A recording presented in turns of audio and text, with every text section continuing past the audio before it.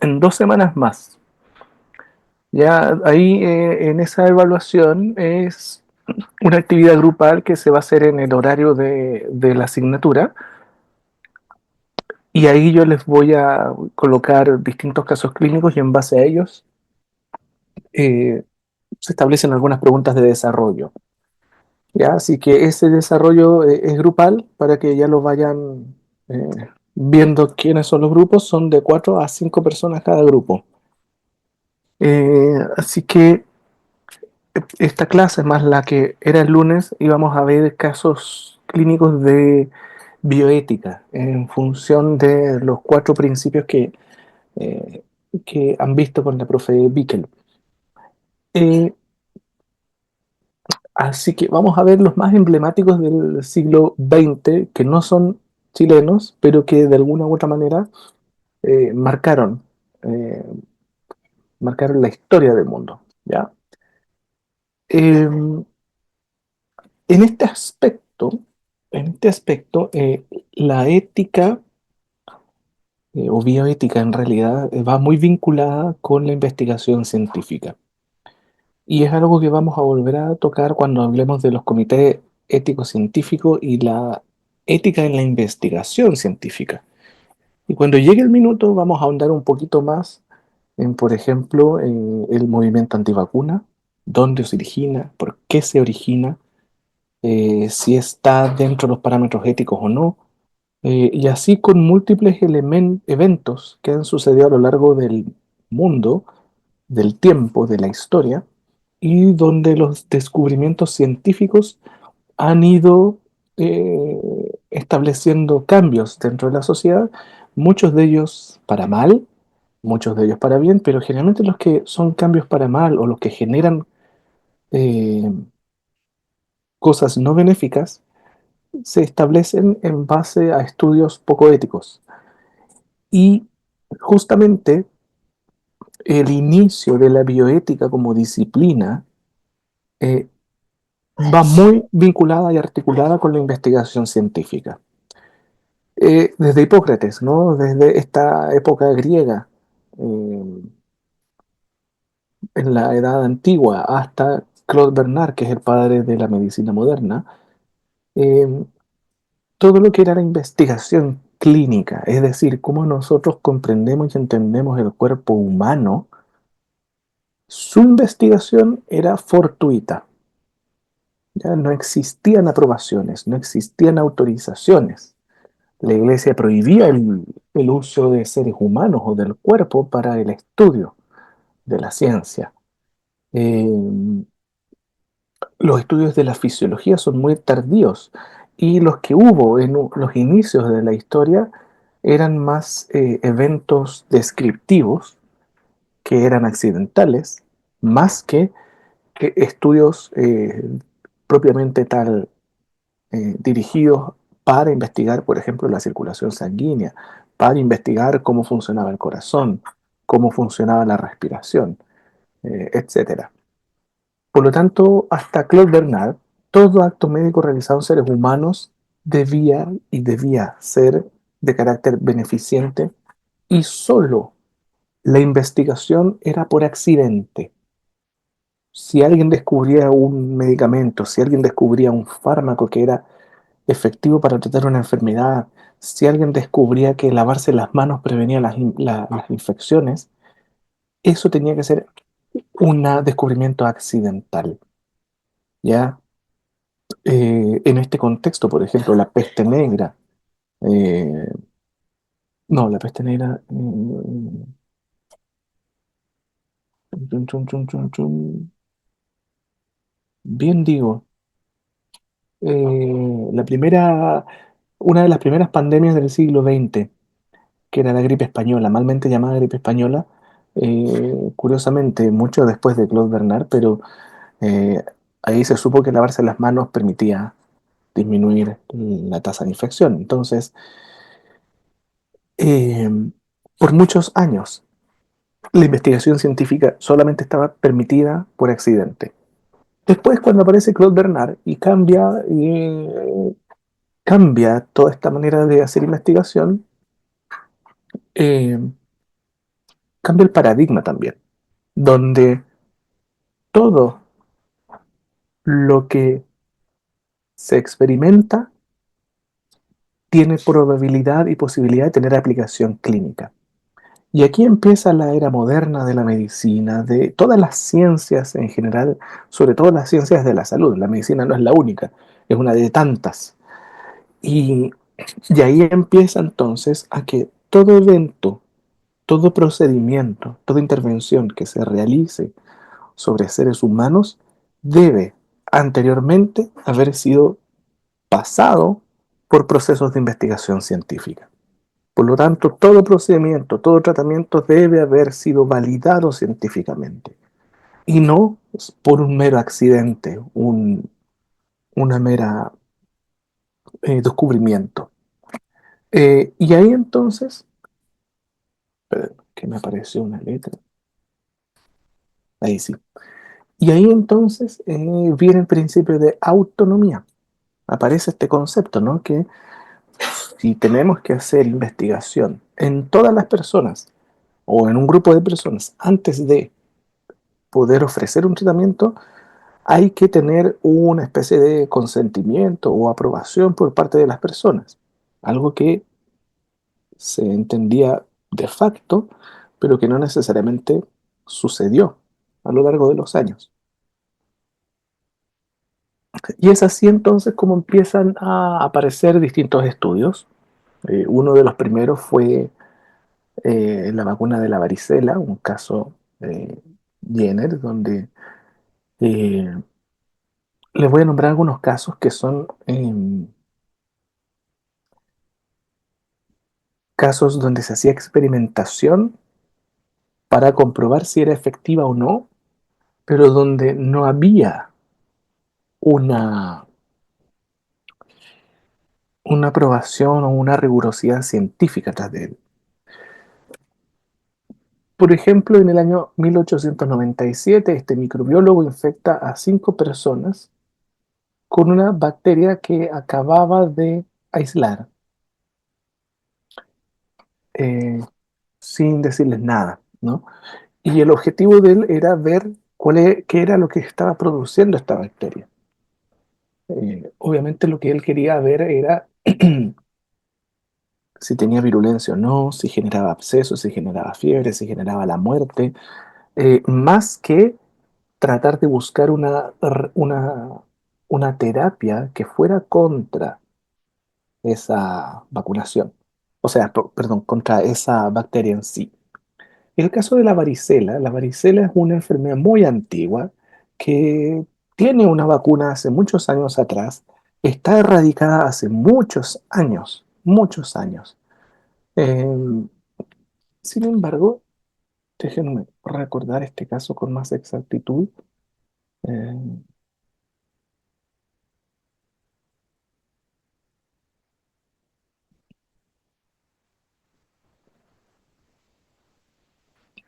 ah, Ahí estaba, ya me acordé. Eh,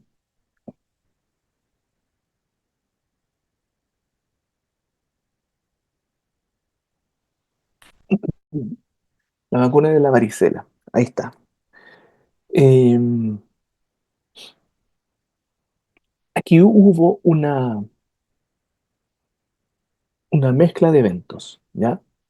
Eh, Fines del siglo XIX, 1790 por ahí, este médico empieza a inocular eh, sustancias, empieza a inocular virus. Originalmente el de la varicela.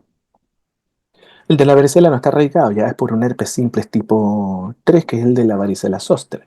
De hecho, los seres humanos, el 80% somos portadores del virus y no lo manifestamos clínicamente. Solo el 10 o el 30% de la población lo manifiesta clínicamente como eh, estomatitis herpética primaria en la primera infección, en los primeros 6 meses de vida, y luego como el virus de la varicela o herpes zóster en edades más adultas. Pero él estaba tratando de buscar una vacuna contra este virus. Entonces inoculaba. aislados clínicos a niños sanos. Sin embargo, de forma accidental, ¿no? Este individuo logra encontrar una vacuna contra otro microorganismo que se coló dentro del aislado clínico que él tenía, que él estaba inyectando, que era la viruela. Y este accidente, finalmente, al momento de aislar la varicela y que la aisló en conjunto con la viruela, al inocularlas a personas sanas para que se infectaran de la varicela, también las hizo infectarse de viruela. Obviamente eso generó que muchos niños tuvieran viruela y varicela. Y con el aislado del suero, él pudo construir posteriormente la vacuna de la viruela y eso permitió hacer masiva la vacunación contra esta enfermedad al punto de que muchos países la erradicaron por muchos años. Chile no tenía viruela por casi 50, 60, 70 años. Estaba sin viruela porque aquí en viruela, en Chile, perdón, la vacunación de la viruela está dentro del Programa Nacional de Inmunización. Entonces, antes de los 6 meses, a todos los recién nacidos se les inocula eh, este microorganismo para que tengan los anticuerpos. Eh, el problema actual ya no lo vamos a ver ahora, sino que más adelante, pero ¿cuál fue el problema de esto? Que si bien es cierto, logró encontrar una vacuna efectiva contra un microorganismo que era de difícil manejo, el cómo lo hizo fue lo complejo, ¿no? De infectar a niños sanos con un microorganismo que efectivamente los enferma. Hoy en día las vacunas se hacen en animales, no se hacen en seres humanos. Ya, pero fue uno de los primeros experimentos, ¿no? Que tuvo un final feliz, que claramente tuvo algunos resquicios éticos, como inocular a personas sanas para enfermarlas conscientemente. Eh, luego, casi 100 años después, pasa esto de Sanarelli que infecta a 5 individuos con bacterias para ver si podía tener alguna vacuna. Ya las bacterias generalmente no pueden construirse vacunas, eso se vino a saber mucho tiempo después. Por lo tanto, también fue inocular un microorganismo vivo, eh, peor aún sin que las personas supieran, eh, para ver qué es lo que pasaba. Luego viene la epidemia de la fiebre amarilla en Cuba, y aquí obviamente empiezan los tratamientos más terapéuticos, más empíricos, pero se utiliza por primera vez este consentimiento informado que es escrito donde las personas asienten y consienten del uso de alguna terapia, experimental o no, para intentar tratar su enfermedad.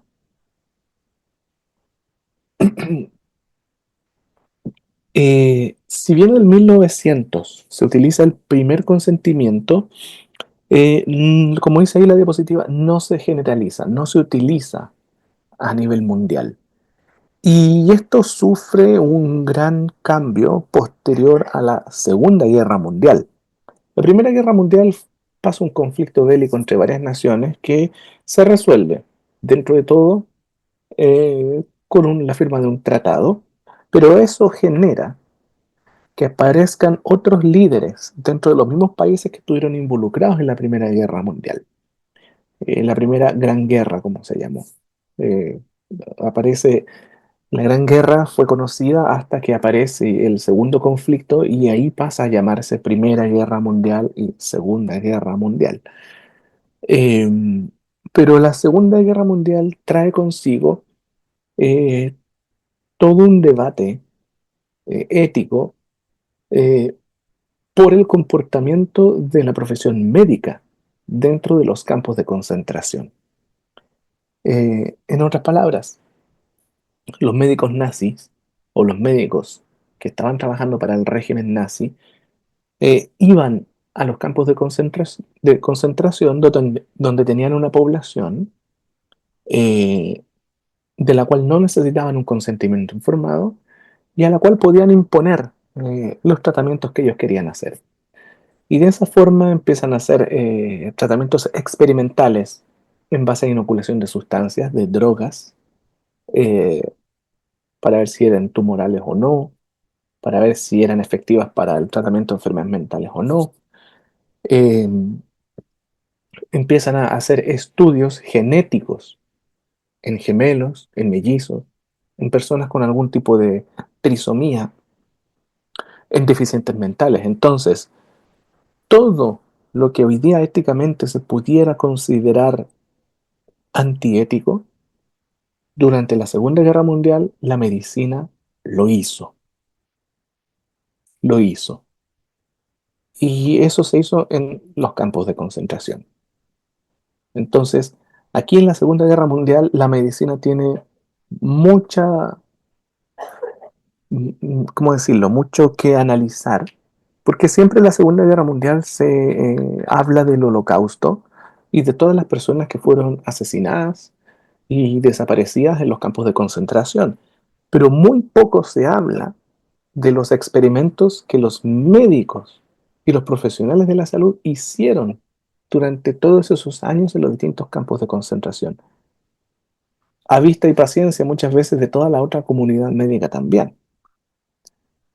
Eh, y esta imagen es pixelada porque es muy antigua, es sacada de internet, pero aquí, delante de todo este cuerpo militar que está aquí, estos caballeros son los 19 médicos, perdón, 17 médicos que se aprendieron y se condenaron por estos crímenes. Hay muchos otros que huyeron, que desaparecieron, y la gran mayoría de ellos migraron a estas tierras, a Argentina, a Uruguay, Paraguay, Brasil y Chile, y se radicaron aquí y fallecieron acá. Eh, por lo tanto, solo 17 de todos los profesionales de la medicina que participaron de este evento finalmente tuvieron una condena. El resto murió finalmente en la impunidad. Por lo tanto, la ética de la investigación clínica nace entonces de este escándalo y creció en el proteccionismo, en el contexto de que vamos a ver que la ética en investigación se va a encargar de proteger los derechos y deberes de las personas. Por lo tanto, le establece un marco regulatorio a quien quiere trabajar experimentalmente con personas. Ahora, posterior a estos juicios, que son los de Nuremberg, posterior a estos crímenes de lesa humanidad y a estos experimentos de lesa humanidad que la profesión realizó y ejecutó durante este periodo, y años después, posterior a ello, vuelven a aparecer cosas dentro de la medicina que cuando se enteró la opinión pública, eh, nuevamente genera un quiebre, ¿no? ¿Por qué llegamos a esto? El año 56, esto se dio a conocer mucho después, pero claro, había un grupo de médicos estadounidenses que estaban estudiando el virus de la hepatitis en busca probablemente de algún tratamiento más definitivo y no encontraron mejor idea que inocular el virus de la hepatitis B a niños que tenían deficiencia mental. Después, en el año 63, también estudió en cáncer. Los investigadores deciden inocular células tumorales en personas mayores que estaban sin tumor, con el objetivo de estudiar la inmunidad tumoral y para ver si la inmunidad de este cuerpo era suficiente para detener, o mejor dicho, eliminar estas células externas que se estaban inoculando. Y lo más escandaloso del mundo fueron estos 40 años de estudio de la evolución de la sífilis. La sífilis es una enfermedad de transmisión sexual, se transmite de forma horizontal o vertical, es decir, de una persona a otra o de la madre al hijo vía placenta. Eh, por lo tanto, hay sífilis primaria, secundaria también. La primaria es, eh, perdón, congénita y adquirida. Entonces, la congénita es con la que se nace, producto de la infección de la madre, y la adquirida es la que se puede adquirir a cualquier edad. El problema es que la congénita viene acompañado de algunas malformaciones en el recién nacido. Sin embargo, la sífilis se trata simplemente con penicilina y para el año 1932 la sífilis ya se sabía cuál era el tratamiento. Y pese a saberse cuál era el tratamiento, este grupo decide hacer un estudio de la evolución. Y eso es un poquito lo que vamos a ver ahora también. ¿Ya? Esta imagen que está aquí es actualmente una universidad, pero en el año 1932 era el instituto, un instituto que está en el estado de Alabama, que fue construido y creado para que solamente pudiera formar a la población negra de Estados Unidos. Recordemos que hasta los 70 Estados Unidos era uno de los países más racistas del mundo. Bueno, lo sigue siendo, pero eh, había segregación de la población blanca de la negra. Y en este estado de Alabama estaba el apartheid, donde la población negra no podía juntarse ni mezclarse con la blanca. Y en el transporte público los negros se iban en el último asiento y los asientos delanteros era para la población blanca. Y así establecían muchos privilegios para la población blanca y muchas actitudes discriminatorias contra la población negra. Y uno de ellos era la creación de este instituto y no de una universidad para que solamente aquí vinieran a formarse profesional o técnicamente las personas afrodescendientes.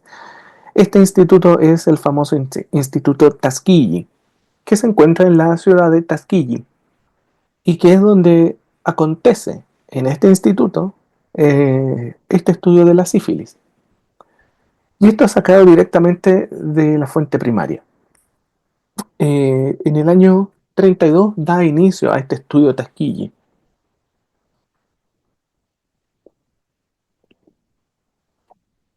Era un estudio de sífilis no tratada en hombres negros.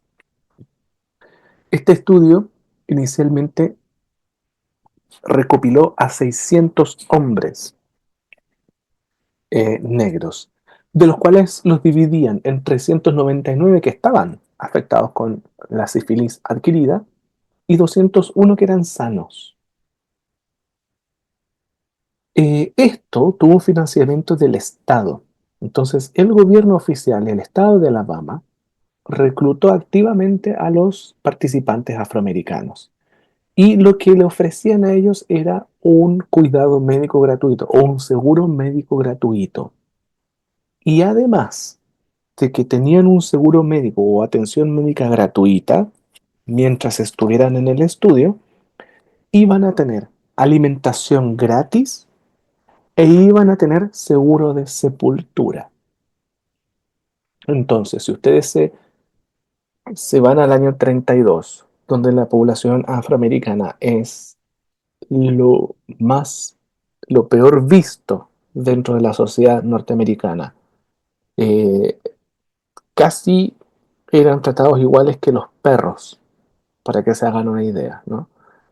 Los afrodescendientes no tenían ningún tipo de valor para la sociedad norteamericana. Y por lo tanto, que a ellos le ofrecieran tener salud gratis, tener comida gratis y tener sepultura asegurada, era una forma de pago que jamás en su vida la iban a tener, ¿ya? Em, la mayor parte de los hombres fueron reclutados de este condado de Macon, en Alabama. Y la particularidad de este estado, de este condado de Macon, es que había una alta prevalencia de sífilis. Entonces, obviamente, estos hombres tenían dificultades en la vida, ¿no? Tenían muy pocas tierras, tenían vivían generalmente en mediaguas, lo que se llama hoy día, ¿no? Estas casas muy básicas, cuatro paredes de madera y un techo, eh, y se encargaban de ser temporeros en las plantaciones de algodones. ¿Ya? Alabama y New Orleans son dos estados del sur este que se caracteriza por, por las plantaciones de algodón, eh, donde los dueños de las plantaciones eran los blancos y las manos de obra eran los negros. Entonces, vivían en definitiva en los fundos de los patrones, en las casas que estos patrones les daban. Muchas veces casas muy modestas. Ok, por lo tanto, la probabilidad de que ellos pudieran acceder a estos beneficios era mínima, era mínima. Entonces, los hombres que se enrolaron en el estudio, eh,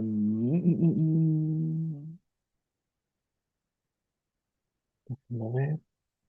Ah, los hombres, habían dos hombres, ¿no? Dos grupos, los hombres que estaban con sífilis y los que estaban sanos. Sin embargo, a los que estaban sanos, nunca les dijeron que iban a tener la enfermedad y los que tenían la enfermedad, la verdad, tampoco le dijeron que la tenían. En otras palabras, a los dos grupos los empezaron a tratar para una enfermedad que los médicos que estaban a cargo de la investigación le dijeron, vamos a tratarte la mala sangre que tienes, pero jamás le indicaron qué enfermedad tenían, ¿ok? Nunca le dijeron cuál era el diagnóstico y las razones por las cuales estaban siendo reclutados, más que los beneficios que iban a tener. Entonces, em, básicamente les decían que le iban a tratar la mala sangre que tenían y que le iban a dar ciertos tratamientos que iban a ir a suplir la mala alimentación y que iban a prevenir la sífilis, la anemia y la fatiga. Entonces, con ese gancho, la verdad es que estas personas no tenían mucho no tenían más opciones de rechazar, más que como el beneficio era grande, aceptaban. Efectivamente, 399 personas nunca recibieron algún papel para firmar. Por lo tanto, primera falla, ¿no? No había consentimiento informado. En segundo, ninguno de ellos tuvo un tratamiento adecuado. ¿Por qué? Porque el Estado lo que quería era ver cómo era la evolución natural de la enfermedad. Por lo tanto, a ellos solamente les interesaba saber que estaban infectados con este microorganismo y que le estaban inoculando algo que para ellos se suponía que era un tratamiento, pero que en realidad podría haber sido hasta una solución salina, porque el interés era ver lo que pasaba con la evolución natural de la sífilis. Em, el fondo de esto era ver si la sífilis tenía un comportamiento distinto en población blanca en comparación a la población negra. Entonces, cada vez que las personas negras iban a visitar, iban al instituto a que les registraran su historia médica, em, ellos creían que efectivamente estaban yendo para ser curados y tratados. Sin embargo, la medicina que se le entregaba era un placebo, es decir, era solución salina o una solución glucosada, pero no tenía absolutamente ningún fármaco, no tenía la penicilina, que es, y era en esos años, lo que permite curar. Entonces lo que hacían las enfermeras y los médicos solamente era registrar la evolución de los signos y síntomas de las personas. Y obviamente ir documentando si aparecía alguna lesión y cómo era ese tipo de lesión. Originalmente este estudio era de 6 meses y sin embargo duró 40 años. Y durante esos 40 años, todas las personas, todos los hombres que participaron, estaban convencidos de que estaban siendo tratados.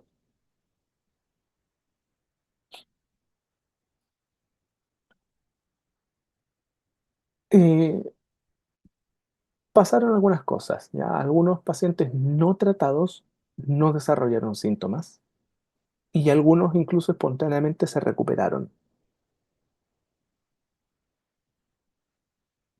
pero fueron muy poquitos los que pasaron esto, ¿ok? La gran mayoría sufrió, obviamente, todas las lesiones típicas de la sífilis, el chancro sifilítico en el paladar, las lesiones sifilíticas en el cuero cabelludo, en las manos, hiperkeratosis, deformación hepática, daño cardíaco, si vamos a ver acá, parálisis e incluso la muerte. Muchos de estas personas murieron aún teniendo la cura en aquellos años. Esta cura llegó el año 47, entonces si empieza el año 32 y duró 40 años, la cantidad de personas que efectivamente fallecieron sin recibir un tratamiento porque no existía tal, fueron muy pocas en comparación a las que sí fallecieron habiendo sabido cuál era la cura. Eh,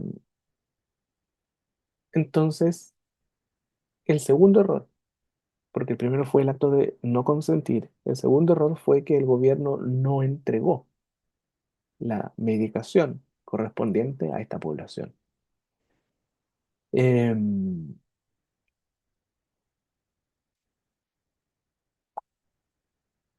Como obviamente mes a mes y año a año la sintomatología va aumentando, las personas negras se iban preguntando cuál era el beneficio de que yo vaya cada cierto tiempo al instituto a que me administren una droga que se supone que es para mi tratamiento, pero yo no veo que efectivamente exista una mejora. Entonces el Estado de Alabama hacía unos flyers promocionales que los publicaba en los paraderos de buses, en los distintos negocios y que instaba a que fueran y asistieran voluntariamente para recibir un tratamiento gratuito y especial. Entonces, promocionaba mejores tratamientos con mayor efectividad cuando en realidad le estaban administrando un placebo porque lo que querían era que esta población negra asistiera al instituto a hacerle el seguimiento. Y obviamente cuando fallecían, también adquirían los cuerpos porque ahí en la autopsia podían registrar muchas más cosas. En el año 43 aparece un abogado, ¿no? Que empieza a levantar las alarmas con relación a lo que estaba pasando. Eh, Le llamaba la atención de que hubiera tanta persona reclutada y que a todas esas personas la enfermedad no se les curaba. Entonces, él quería que existiera una ley pública que aprobara el estudio en enfermedades venéreas para permitir el testeo y el tratamiento. Pero desde el año 43, donde empieza a este movimiento a hacerse visible, pasan muchos años eh, para que la ley cambiara, en el contexto de que este individuo decía, oye, están aquí haciendo tratamientos masivos, experimentales, pero estas personas no han aprobado ninguno de esos tratamientos. Entonces es necesario que el Estado se haga cargo y establezca una ley para que regule el estudio del diagnóstico y tratamiento de estas enfermedades venéreas. Pero el Estado obviamente no tenía otros intereses probablemente el año 43 y no hizo caso a esta sugerencia. Y no hizo caso hasta varios años después, cuando viene una declaración de los derechos humanos, la declaración de Helsinki, donde recién en el año 64 se establece el consentimiento informado. Recuerden que en el año 1900 fue el primer estudio donde hubo un tipo de consentimiento informado. Pasaron 64 años hasta que el mundo dijo sí, hay que tener un consentimiento informado.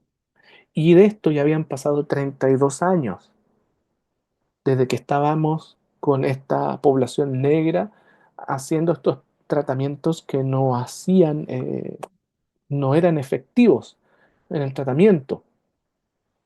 Eh, el estudio fue expuesto el año 72.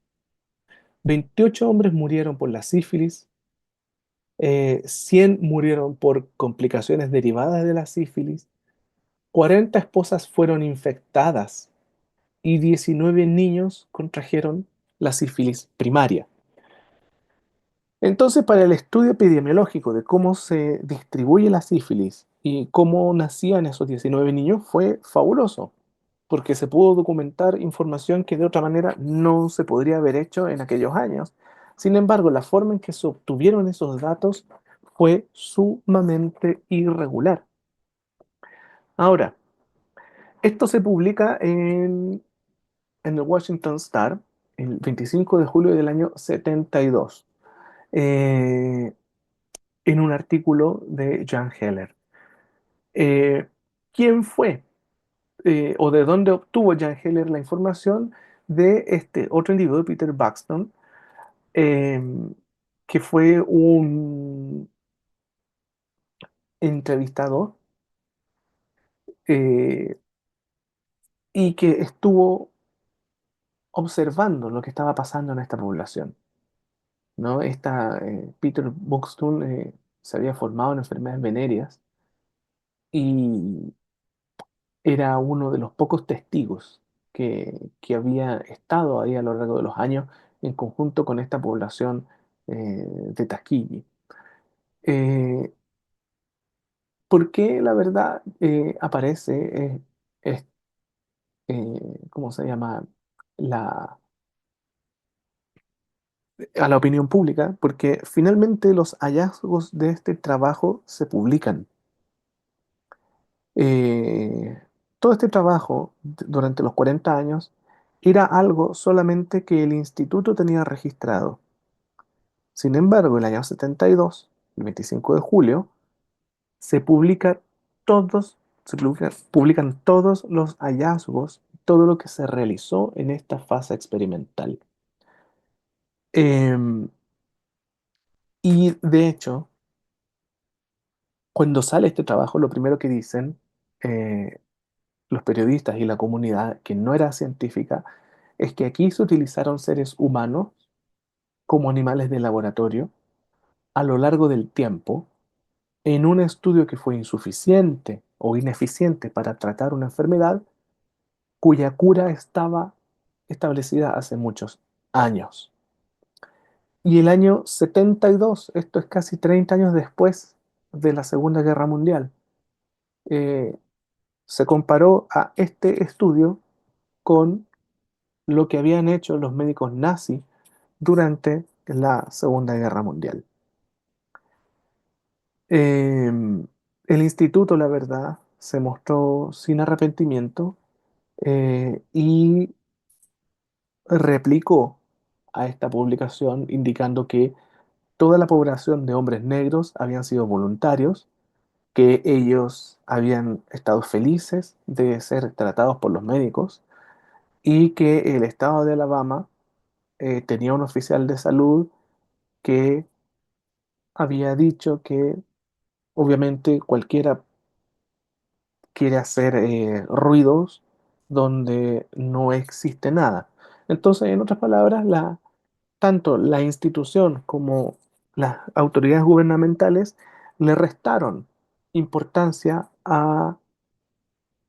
a las publicaciones del estudio y a lo que la prensa empezó a indicar de cómo era posible que a estas alturas del año, años 72, después de haber vivido todo el holocausto, después de haber visto lo que sucedió en el código, en los juicios de Nuremberg con los médicos que habían cometido estos actos atroces, estuviéramos siendo testigos de un acto similar.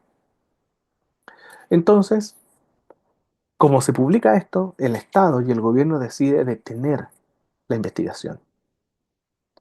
Eh, y por primera vez, y después de 40 años, y después de todas las personas que habían fallecido, y las que habían sido contagiadas, y las que habían nacido con sífilis, comenzaron a aplicarle el tratamiento de verdad, la penicilina.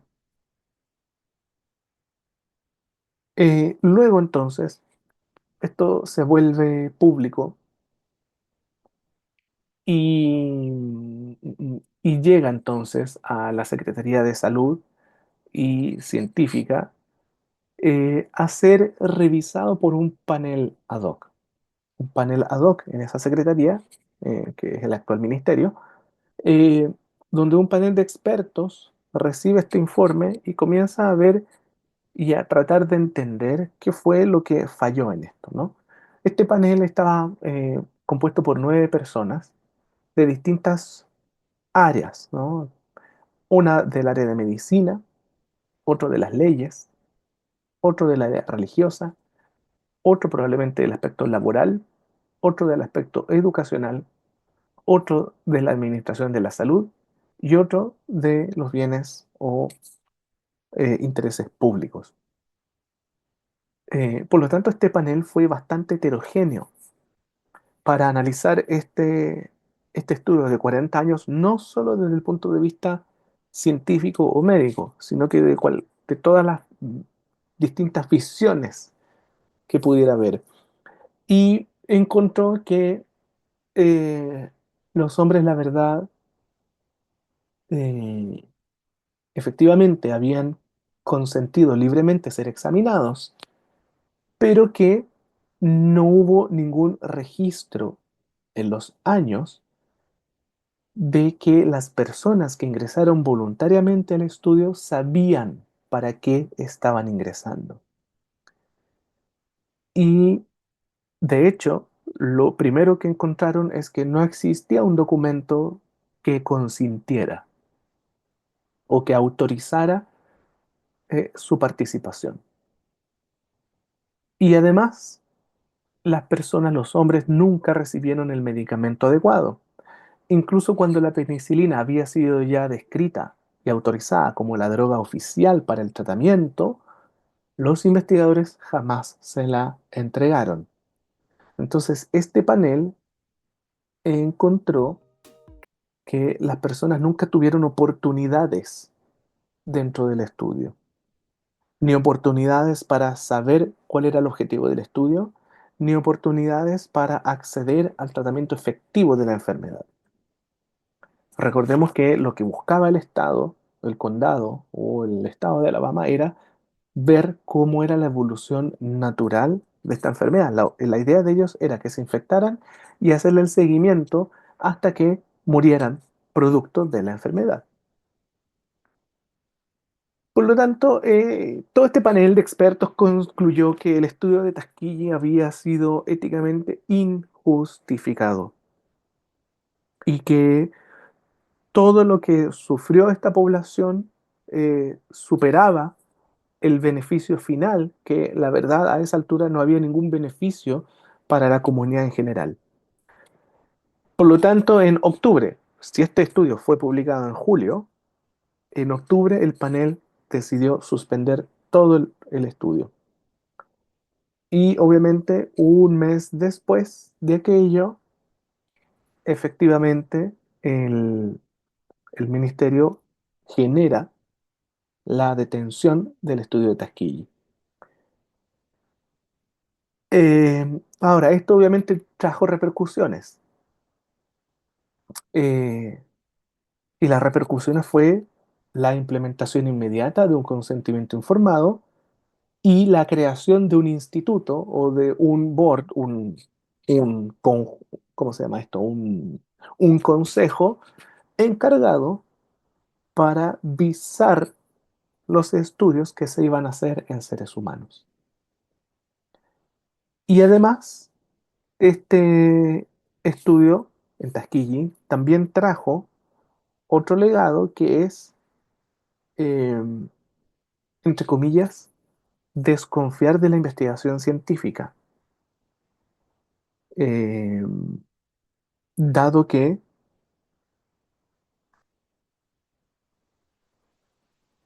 no se tenía un marco regulatorio que indicara, ¿no? Cómo el gobierno o cómo la farmacéutica o cómo el Estado podían o no influir en que un equipo científico lograra obtener resultados que al ente que otorgaba el dinero y el financiamiento le interesara.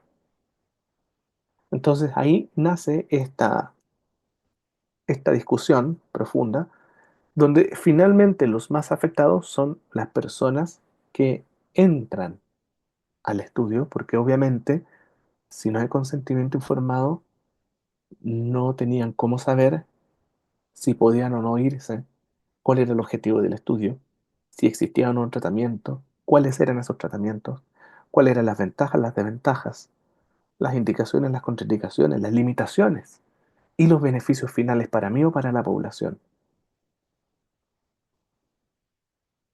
Y ahí está lo que se publicaba, ¿no? Este era el afiche con el cual el instituto llamaba a las personas, hombres inicialmente negros, a adherirse a este estudio. Em, Todo esto lo pueden encontrar en este enlace que está aquí y mucho más, ¿ya? Porque esto fue, después de que se publica el año 72, ya eh, se desclasifica para el resto del mundo. Entonces, en los años 90, 94, aquí hay una foto de Bill Clinton. Bill Clinton gobernó Estados Unidos entre el 90 y el 98, si mal no recuerdo. Bien digo, sí, entre el 90 y el 98. Por lo tanto, esta foto debe ser como del año 92, con uno de los sobrevivientes de este estudio de Tuskegee, ¿no? Entonces aquí en rojo está lo que encontró el panel, ¿no? Que no había consentimiento, no había beneficio para los sujetos. Es más, los sujetos tienen más riesgos y sus familias de estar que no estar en el estudio. Obviamente había una explotación en una población que era vulnerable, la mantenían dentro del estudio con cosas que ellos jamás iban a poder acceder.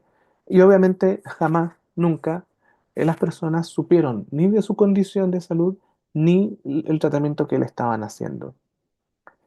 Eh, por lo tanto, luego de ello, luego de que se hace público esta situación de Tuskegee, el año 74, 2 años después, eh, el Instituto de Salud de Estados Unidos determina que todos los estudios en humanos tienen que pasar por un comité institucional que revise los protocolos.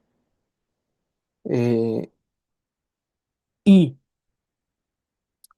4 años después, el año 78, nace y se publica el informe Belmont. Este informe Belmont es el que permite la creación de los 4 principios de la bioética.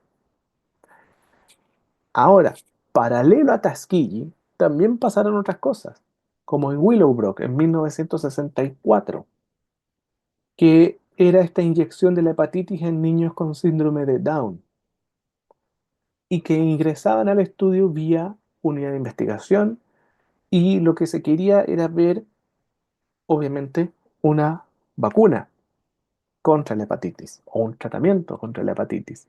Pero se estaba inoculando un virus que la población Down no tenía y que obviamente la iba a enfermar y utilizaban a esta población vulnerable porque no tenían capacidad para disentir ni para consentir. Entonces era súper fácil persuadirlos para que recibieran las inoculaciones, las inyecciones o los tratamientos. Otros casos, por ejemplo, este examen, vesicouretrografía, que se inocula medio de contraste por la uretra para ver cómo llega hasta la vejiga y observar si hay reflujo vesical o no, pero que se hacía en neonatos. O niños con cirugía cardíaca, donde se practicaban distintas alternativas terapéuticas en niños que en realidad podrían estar sanos o no necesitar eh, elementos más invasivos o técnicas más invasivas. Entonces, aún habiendo existido toda la evidencia de la Segunda Guerra Mundial, de cómo la medicina se comportó en los distintos campos de concentración y que eso finalizó el año 45, hasta que se hace conocido lo que había sucedido en Tuskegee, teniendo entre medio los juicios y los códigos de Nuremberg, teniendo entre medio la Declaración Internacional y Universal de los Derechos Humanos y la Declaración de Helsinki, siguieron pasando estas atrocidades en el mundo.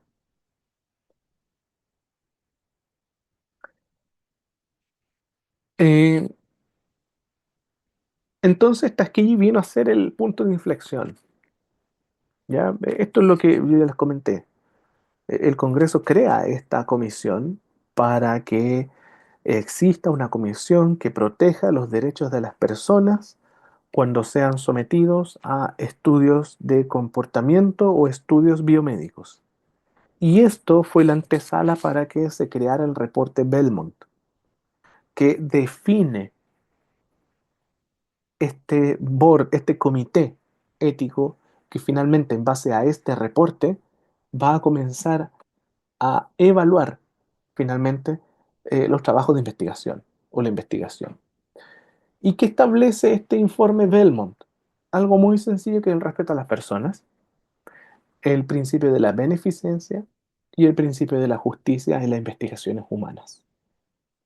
¿Y qué lleva a este informe? ¿A qué lleva finalmente? A que se institucionalice el consentimiento informado. Y el consentimiento informado debe tener el balance de beneficios, riesgos y obviamente hay que velar por la selección equitativa y justa finalmente de las personas que van a participar. Entonces el informe Belmont se viene a publicar en el año 1978, 78 años después del primer uso de un consentimiento informado en un estudio. Luego, ¿qué ha venido, ¿no?, en los años posteriores? Estas pautas internacionales para la investigación biomédica en seres humanos, SIOMS, que viene a aplicar en forma eficaz los principios éticos que deben regir en la ejecución de la investigación biomédica en personas, especialmente en países en desarrollo, dadas las circunstancias socioeconómicas, leyes, reglamentos y sus disposiciones ejecutivas y administrativas.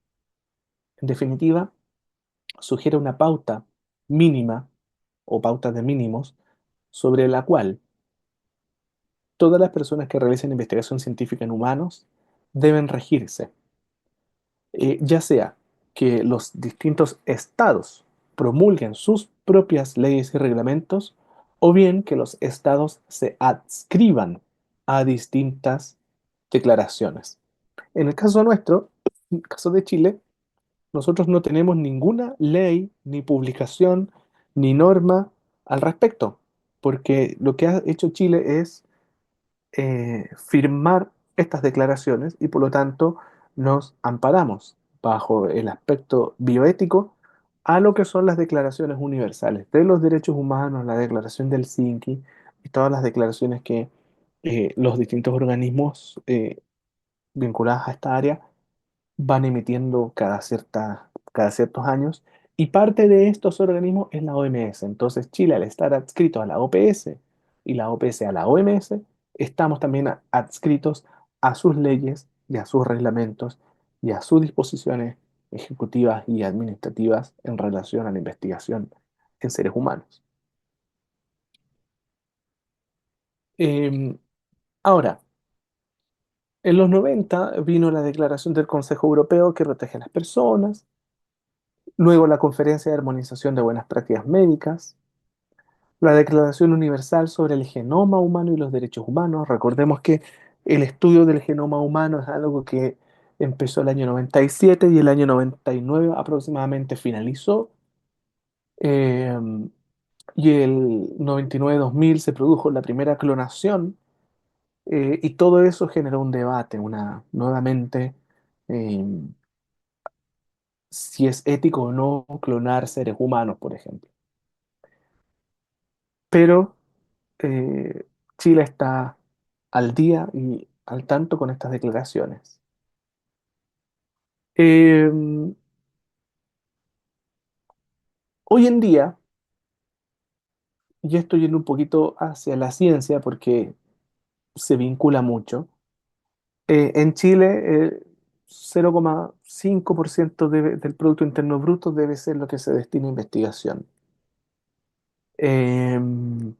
Un estudio del Comité de Ética de la Católica señala que solo un 50% de los protocolos analizados por el comité no cumplen con los requisitos básicos.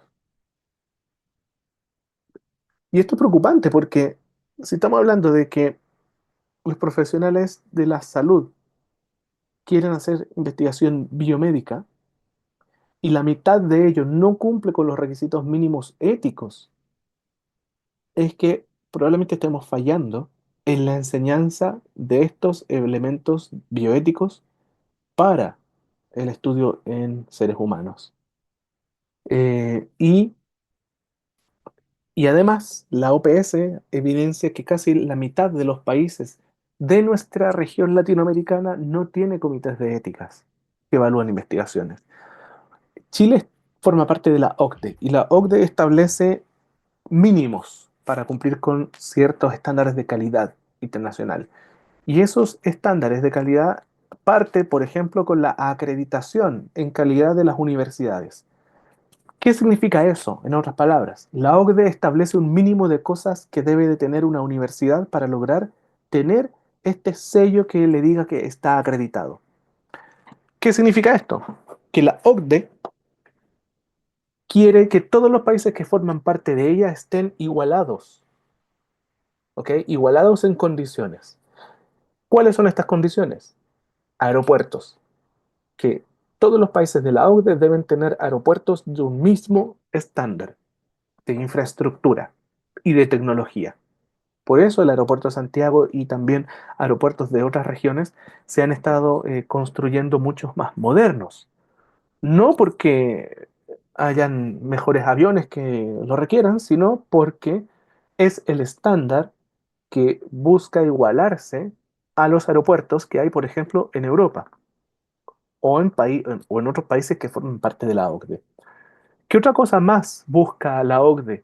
Que todas las autopistas también tengan cierto estándar mínimo. Y por eso Chile ha invertido mucho en lo que es autopistas. ¿Qué otro elemento? Puertos. ¿Qué otro elemento? Buses de superficie. Entonces, el que un estado, perdón, una provincia o una comuna mejore las instalaciones de los paraderos o mejore los buses de la superficie, no va con relación a una política o promesa de campaña, sino que va por la imposición de la OCDE para subir esa calidad. Lo mismo con el metro, el subterráneo. Tanto el de Santiago, el de Concepción como el de Valparaíso deben tener un mínimo. Y eso también va afectando a los establecimientos de educación y a los establecimientos de salud, donde en base a parámetros objetivos y universales se certifica una calidad mínima. Y en el caso de las universidades, por ejemplo, es la extensión, la docencia y la investigación. Y teniendo esos tres elementos justificados y demostrados que lo cumplen, entonces la universidad se acredita. Los parámetros son muchos, no vamos a entrar en detalle de cuáles son esos parámetros, pero uno de aquellos los cuales tributa investigación, eso sí les voy a decir, por ejemplo, una universidad que se acredite tiene que tener ciertos aspectos en pregrado acreditados, ciertos aspectos de vinculación con el medio acreditado, ciertos aspectos de extensión acreditados y ciertos aspectos de investigación acreditados. En investigación buscan que haya profesionales o académicos con grado de doctor, que haya profesionales con el grado de magíster, que haya profesionales con proyectos de investigación, que haya profesionales con vinculación internacional y que haya comité ético científico. Y que ese comité ético científico se encuentre además acreditado internacionalmente o acreditado por alguna entidad nacional que lo acredite. Y solamente de esa manera el ítem investigación cumple para que la universidad pueda ser acreditada. Tiene que cumplir con los otros mínimos en los otros sectores, pero si uno de esos falla, entonces la acreditación ya no se da por el máximo de tiempo, se da por un año menos, por 5, por 3 o por 2 años, o se rechaza. Por lo tanto, hoy en día, todas las universidades acreditadas tienen un comité de ética científico acreditado también. Y si no lo tienen, tienen que estar vinculados a uno que sí lo esté. En el caso de la Universidad de Atacama, si no tiene el propio, tiene que tener vinculado o estar vinculado con el del hospital. Si el hospital está acreditado, el hospital tiene un comité de ética. Entonces, todo ese proceso, Chile lo ha hecho hace varios años atrás, desde que empezó en la OCDE, pero no es, ¿cómo se llama? No todos los países lo tienen. Hay muchos países, cerca del 40, cerca del 50% de nuestra región que no tiene comités de ética. Y si es que los tiene, tampoco están acreditados. Por lo tanto, no hay forma de tener una certificación objetiva y real de que la investigación científica en pacientes se está haciendo bajo el estándar mínimo requerido por la Organización Panamericana o la Organización Mundial de la Salud y bajo las declaraciones universales de los derechos humanos. Eh, Brasil y Cuba tienen normativas propias. Chile y Argentina está comenzando. Chile y Argentina, o en el caso de Chile, mejor dicho, estamos adscritos a muchas, pero no tenemos normativas propias. ¿Ok? Chile se ampara mucho en su constitución por el respeto a las personas, pero la constitución por sí sola no es una declaración ética. También Chile se respalda en las normas sanitarias y en los códigos sanitarios, pero eh, no son un comité de ética y no es una normativa ética. Y por otro lado, tenemos que en Chile sí existen los comités de ética hospitalarios en todos los servicios, o sea, en todos los hospitales. Y si no están los hospitales, están los servicios de salud, existe un comité de ética. Y en este comité el que se encuentra en los hospitales o en el servicio de salud tiene doble función, ya sea para certificar y avalar el estudio en personas o ya sea para evaluar elementos que salgan de la interacción con el paciente y el profesional o la profesional. Entonces ahí se separan dos tipos de comité, el ética clínica y el ética asistencial. Pero generalmente las personas que forman parte de los comités de ética no son personas que tengan formación en ética. Em, en general no existe una preparación fuerte o una capacitación fuerte en los aspectos de ética. Todos los que somos funcionarios públicos tenemos cursos de capacitación que son gratuitos por distintas entidades, el ministerio, el servicio o la misma universidad. Y En todos los años que yo llevo ha aparecido solamente un curso de ética en atención primaria, solo uno. Sin embargo, todos los servicios de salud, los hospitales, las clínicas, por acreditación, nuevamente se mete la OCDE con la acreditación en salud, por la acreditación tienen que estar adscritos o tener un comité de ética. Pero ahí es donde viene la dicotomía. Piden y exigen que exista un comité de ética, pero no dice más. Entonces muchas veces estos comités de ética se arman y se forman para lograr la acreditación con personas que no necesariamente tienen la capacitación en el área. Entonces, ¿qué hacen estos comités? Las van capacitando una vez que se forma el comité. Y una vez que estas personas ya se van a quedar en el tiempo, empiezan entonces a hacer las capacitaciones y a formarse en bioética. Pero la verdad es que hoy en día hay muy poca gente que le interesa formarse en bioética. Por lo tanto, esto es una necesidad, ¿no? La necesidad de contar con profesionales de las distintas disciplinas de, de la profesión eh, que tengan capacitación en ética asistencial o en ética de investigación. Ok, por lo tanto, aquí tenemos una línea de tiempo que va desde Nuremberg 1949 hasta la clonación de la oveja Dolly.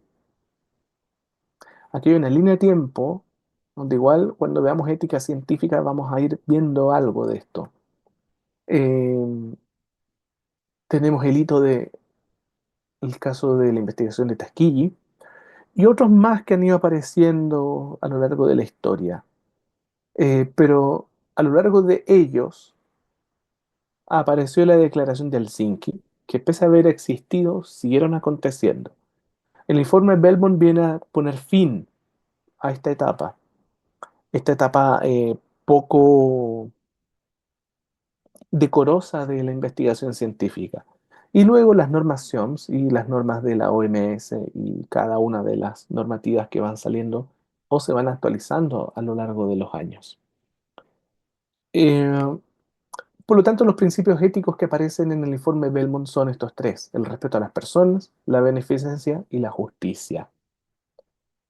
De aquí después se desprende la no maleficencia y la autonomía, que son los cuatro principios fundamentales de la ética, pero originalmente Tuskegee permitió que existieran estos tres elementos.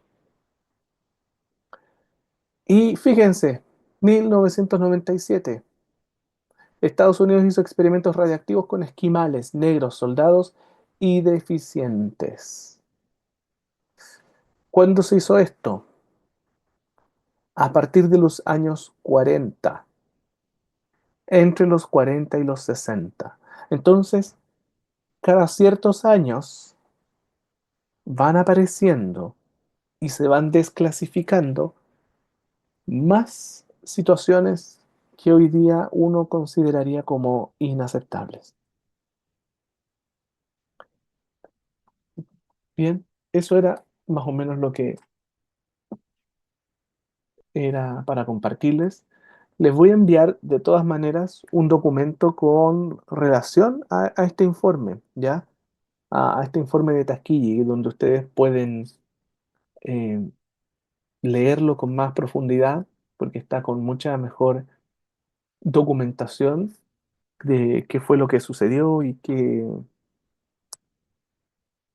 aquí está. Y, y un resumen con las personas, con las caras, para que ustedes puedan ver un poquito más en profundidad. Es un texto bien cortito, la verdad. Se lo estoy enviando Ok, ahora mismo profe. a la delegada para que lo tengan, ¿ya? Profe, Dígame, la actividad que va a ser en grupo se va a realizar durante la clase. en el horario, sí. Pero esto falta, estamos hablando del 21 de abril, lunes, Ah, ya. Muchas gracias, profe. ¿ya? Por lo pronto, la otra semana tienen clase con la profe Beth, que según el calendario que estoy viendo, las agendó para el jueves 17 de abril. Sí, Ya, perfecto. Em, el día 28 estoy viendo aquí.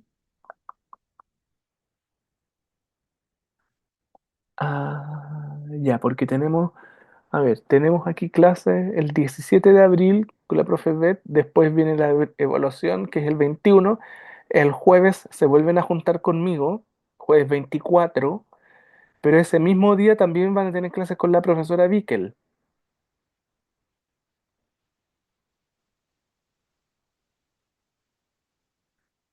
¿sí?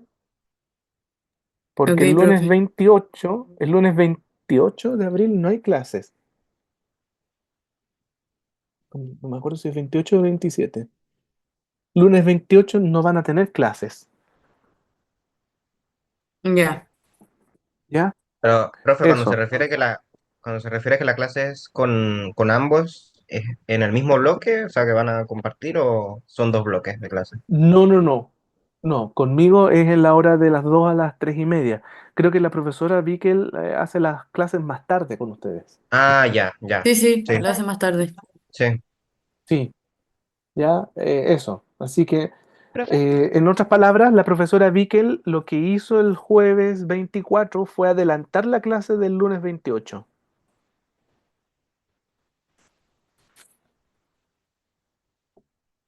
¿Sí?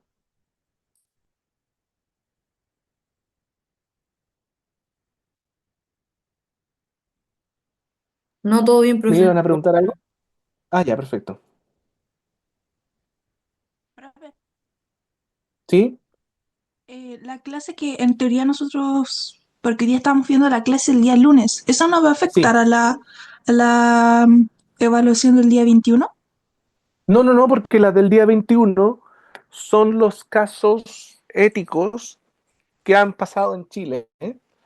Y que los íbamos a analizar hoy día, pero prefiero que ustedes los evalúen. Entonces yo se los voy a entregar y voy a hacer algunas preguntas para que puedan ir desarrollando esos casos. Entonces así también aprovechamos de que conozcan algunas de esas cosas que han pasado en nuestra historia. Ya, profe, muchas gracias. ¿Ya? Bien, Ya, pues, profe, ¿algo muchas más? gracias.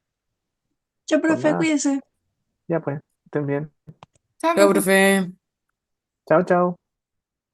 Adiós, profe.